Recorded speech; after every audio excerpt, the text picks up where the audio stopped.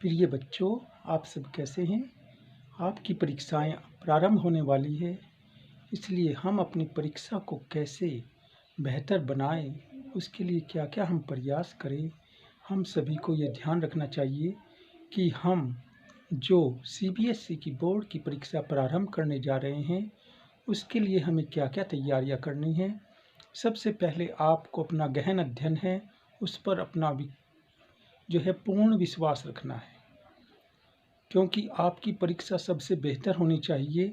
इसलिए आपने अगर पूर्ण अध्ययन किया है तो आपको निम्नलिखित सावधानी करनी चाहिए। आपको ये देखना चाहिए कि आपको जो क्वेश्चन सबसे पहले आता है, उसको सबसे पहले कीजिए और अपने प्रश्न पत्र पर निशान लगाइए। उसके बाद जो क्वेश्चन पेपर आपको उससे कम आता है, उसके स्थान पर फिर वह कीजिए, फिर उस पर टिक का निशान लगाइए। इस तरह से इसी क्रम में जो पहले आता है सबसे ज़्यादा, उसको पहले नंबर पर, फिर दूसरे नंबर पर, फिर तीसरे नंबर पर, ऐसे करते जाइए। इस तरह से आप अपने सारे क्वेश्चन अच्छी तरह से कीजिए और जो क्वेश्चन आपको सबसे कम आता है उसको सबसे लास्ट में कीजिए। और दूसरी ध्यान देने योग्य बात क्या है? दूसरी ध्यान देने योग्य बात ये है कि आप जो भी क्वेश्चन कर रहे हैं, जो आपको आ रहा है, उस पर कितने उसके पार्ट हैं, उसके पार्ट पर निशान लगाइए। कहीं ये ना हो कि आपका कोई पार्ट छूट जाए। अक्सर जो विद्यार्थी है वो जल्दबाजी में ये करते हैं कि उनका वो पार्ट छूट जाता है, उसको वो सोल्व नहीं कर पाते। इसलिए टिक करते जाइए, जो पार्ट नहीं किया उस पर क्रॉस लगा दीजिए, ताकि आपको ध्यान रहे कि आपने ये नहीं किया है। जब आप अंत में देखें तो आप उसको पूर्ण कर सके। इसलिए हड़बड़ी में भूलना नहीं चाहिए। अक्सर विद्यार्थी ऐसा नहीं कर पाते हैं, जिससे छूट जाता है और उनके मार्क्स कम आते हैं। इसलिए हमें सबसे पहले वो पार्ट करना चाहिए जो हमें सबसे पहला आता है, उसके बाद जो हमको उससे कम आता है वह करना चाहिए, और सबसे अंत में वो करना चाहिए जो हमको सबसे कम आता है।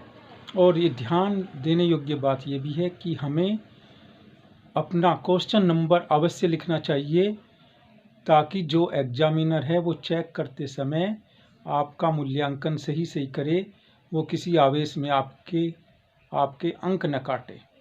इस बात का आपको ध्यान रखना है। और आपको अपनी भाषा संबंधी, अगर आप भाषा संबंधी क्वेश्चन पेपर सोल्व कर रहे हैं तो आपको ये ध्यान रखना है कि आपकी भाषा शुद्ध और सुंदर होनी चाहिए, जो एग्जामिनर को आकर्षित करे। जब आकर्षित करेगी तो आपको सरसरी नज़र से आपकी कॉपी शुरू में देखकर आपने ठीक किया है तो एकदम चेक करता चला जाएगा, और इससे जो है आपको फुल मार्क्स मिलने की संभावना है। और आपको कठिन स्थल हैं जो भी भाषा संबंधी, उन पर विशेष अध्ययन देना चाहिए, शब्दावली पर, और जो बाहरी पुस्तक है उसका भी आपको ज्ञान होना चाहिए। अगर आप चाहते हैं आपके 100 में से 100 मार्क्स आए तो आपको इन सभी बातों का ध्यान रखना चाहिए। और अगर 1 नंबर का क्वेश्चन आया है तो उसको 1 या 2 लाइन में लिखना चाहिए। अगर 2 नंबर का आया है तो इसको 3 या 4 लाइन तक लिखना चाहिए।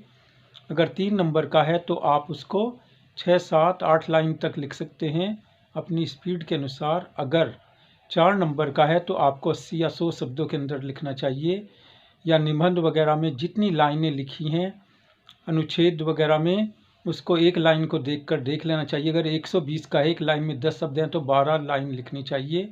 12-13 हो सकती हैं, लेकिन अधिक हमें नहीं लिखना चाहिए, क्योंकि मार्क्स उतने ही मिलने हैं जितने का क्वेश्चन आपने अटेम्प्ट किया है।